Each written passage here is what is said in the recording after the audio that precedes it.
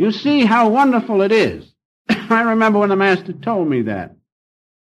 I was trying to understand faith as we all have been.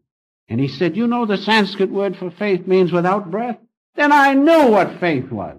I knew it came when this outward consciousness had been done away with. And I was in that state of intuition or the presence of God. That's why St. Paul said, I die daily. He died to outward consciousness. He knew the breathless state. And so we have these two states of consciousness.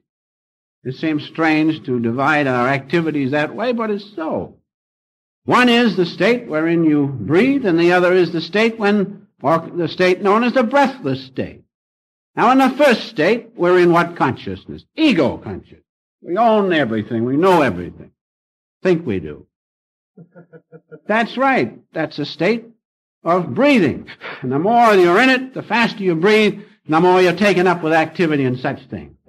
And so, in this state of breathing or this state with breath, we're in ego consciousness subject to the testimony of what? Senses, mind, intellect, and inference, and feeling. That's what tells us all things. Can you depend on it? No. Of course you cannot. Now, in the breathless state, you receive the testimony of what?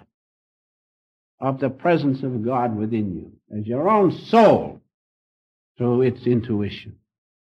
That state of consciousness never fails. And in that state, you know that God is within you and that He is your own consciousness.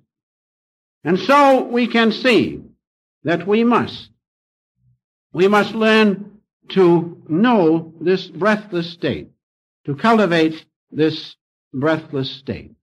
St. Paul did it. He said, I die daily.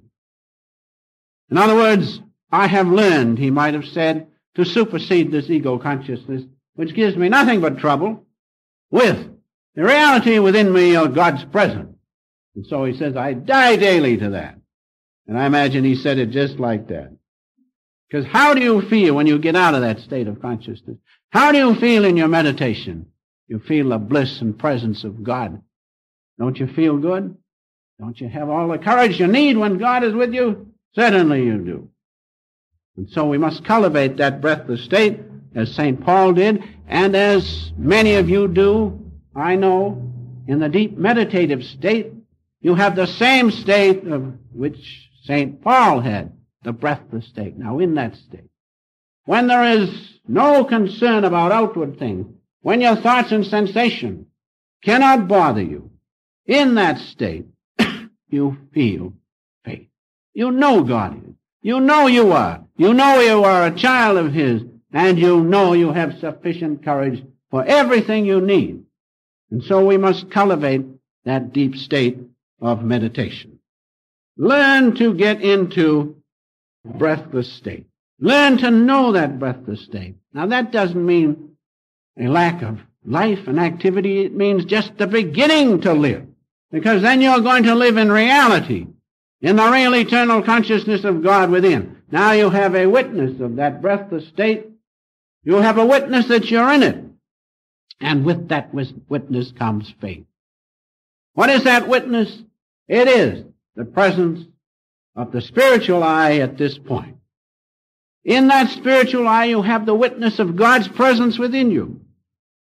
You have the outer ring of vibrating energy of which we've spoken many times. And if you merge in that, you become one with God's presence in all His creation, vibrating. The great light has become all of His creation. And so, when you are one with the outer ring of vibrating energy and the witness of God's presence within you, as the spiritual eye which you see at this point, you can become one with all that creation of His. And if you become one with the dark center, you can feel His presence in all creation.